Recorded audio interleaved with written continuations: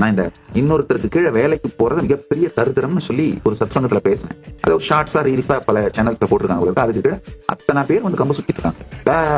வேலைக்கு போலனா சோறு யார் போடுவாங்க, உனக்கு என்ன, நீ சாமி யாரு, உனக்கு யாராவது போடுறாங்க, எங்களுக்கு யார் போடுவாங்க, எல்லாம் கம்ப சுத்திட்டு இருக்காங்க. கொஞ்சம் பொறுமையோட கேளுங்க. நான் வேலை செய்யாதீங்கன்னு சொல்லல, வேலைக்கு போகாதீங்கன்னு தான் சொல்றேன். நல்லா புரிஞ்சுக்கோங்க. இன்னொருத்தருக்கு கீழே வேலை செய்யறது இல்லையா, உங்க வாழ்க்கைக்காக நீங்க திங்க் பண்றத பிரான்சைஸ் பண்ணி விட்டுறீங்கயா. உங்க வாழ்க்கை நீங்க டிசைன் பண்றதையே இன்னொருத்தருக்கு பிரான்சைஸ் பண்ணி விட்டீங்கன்னா நீ வாழறத விட செத்துடலாமே. உங்க வாழ்க்கையை நீங்க டிசைன் பண்ணணுங்கய்யா. Be your own boss. இப்ப என்ன, நான் வேலைக்கு போயிட்டு இருக்கேன் சாமி, சொந்தமா என் தொழில் தொடங்கி நானே ஒரு தலைவனா மாறுறதுக்கு கஷ்டம் சாமி. அப்ப என்ன பண்ண, 1 வருஷம் ப்ராஜெக்டா மாத்திக்கோங்க.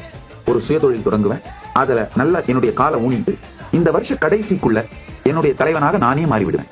இதுல இன்னும் பல பேர் கேட்டாங்க, எல்லாருமே லீடர் ஆகணும், எல்லாருமே பாஸ் ஆகணும், யாரு தான் வேலை செய்வாங்க? அட லூசுங்களா, உலகத்துல இருக்க அத்தனை கோடி பேரும் நான் சொல்றதை கேட்கற அளவுக்கு புத்திசாலிங்க இல்லையா? கேட்கிற புத்திசாலிங்க லீடரா மாறுங்கப்பா, அவ்வளவுதான் யா.